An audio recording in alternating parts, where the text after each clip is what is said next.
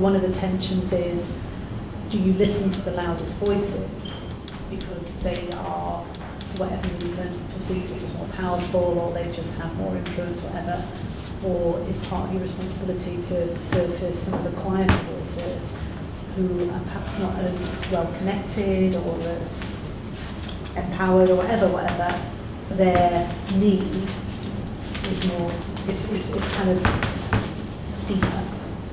So that, I think, is a tension that probably every project in the history of time has had. And sometimes the loudest voices are the most hard-working as well, aren't they? Mm-hmm. So the people who are putting all the time in and trying to make it work have the loudest voice because they're right at the centre. If they're not super confident at speaking in public or joining in and participating, they'll speak through that character in the community that they know and trust to get their voice heard, rather than coming to the forefront and speaking for themselves. So quite often they do come representing, a large part of the community as well. If you're going to get young people on board, it will prove to the council that, look, this is what the kids want, and you need to get the opinion of the young people up. Because the young people, it's where they're like, when they get older, they want to see a park. Because obviously, as you can see there's nothing from there about their kids and their kids. The young people are wanting a park and they're wanting this, but they need to have their voice heard. But skate park, we would call them wheels parks now, but skate park. Now, we are almost at the point of delivering that 10 years down the road. We're going to get it. We're going to get it quite soon, hopefully, but we haven't got it yet. But it has been a 10-year progress. And we still have got, the public meeting we had about 6 months ago now, which was the last one to get to this point, we had about 4 very loud voices in a very busy hall shouting against this, literally shouting against it, weren't they? Shouting against it, telling me I know nothing, which is probably quite true. And the other people in the room, which included some young people who come with their ideas for improving the park, around the skate park project, wanting it. So we had probably about 80 people in the meeting, 100 or more, 4 shouting against and 96 wanting it. Now, I'm not saying that the don't wants shouldn't be listened to as well, but their objections had to be understood, commented upon, and dealt with. Otherwise, they were just going to continue to be cross. When we talked about doing our park, right? I mean, Facebook was lit up. They're all scum, they'll destroy it, It's not worth having. Right. In these deprived areas, you don't just have the English and the maths that they're struggling with. They struggle with personal relationships. There's people with broken down families. There's mental health issues. There's the normal drug and alcohol issues. There's domestic abuse.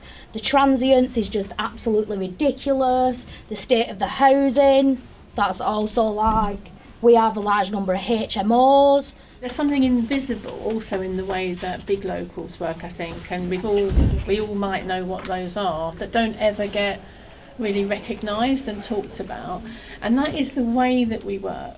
We know that there's a need and a want for more employment and small economic growth. The way we've recently gone about that was perhaps not the right approach. So what we were open to do is form a separate delivery vehicle to start up a ventures company or a facilities company, so we can work with independent traders in the area and support them in applying for other contracts, which on their own they wouldn't be able to, because they wouldn't have a track record, they wouldn't have the financial sustainability behind them or financial stability behind them. They wouldn't be able to wait for those big contracts to pay out at the end of the contract, if that makes sense. So what we're open to, we'll support that cohort of people in the hope that they could expand their services and take on young apprentices, and again, keeping a circular economy going. So we held an event directed at independent tradesmen, people and persons, and we opened up the youth centre for a couple of days. We didn't get one respondent. Thinking of it, from our own experiences, whenever we're trying to get a plumber and an electrician or a builder, the waiting list for them to come round is absolutely massive. So perhaps we overestimated the need for those independent traders to want to grow and want to take on the responsibility of added. So we know there's a need there around employment growth, but that was a bit of a learning that we thought, well, that's a dead cert. People are cram at that, and we got it wrong, terribly wrong. But we're still going to keep that on the back burner. There's definitely a need for all these elderly Irish men who we knew were still there to socialise, we'll set up this community allotment and they'll all sort of come along. In fact, they didn't want it. None of them came along, and it ended up being run by women. And it wasn't what we thought it was going to be at all.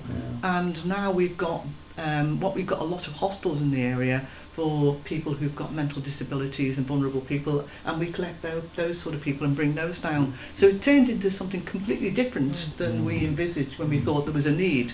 I think we have identified a certain amount of deprivation in our village because of the things that we've been doing. Yeah. Obviously with the super kitchen, that need is now, it's immediate. Yeah. I didn't just come for the ride. I came And to the make meetings. all the meetings, All of them. or Dallas, or Steve. Or the chocolate cake. Or the chocolate cake. I came to make a difference because I thought, living 37 years in Grassmore as an ex-miner, and I know what went wrong when the pit shut. Yeah. And the village went down, Yeah. down. Not just in a matter of deprivation, but in a matter of community spirit.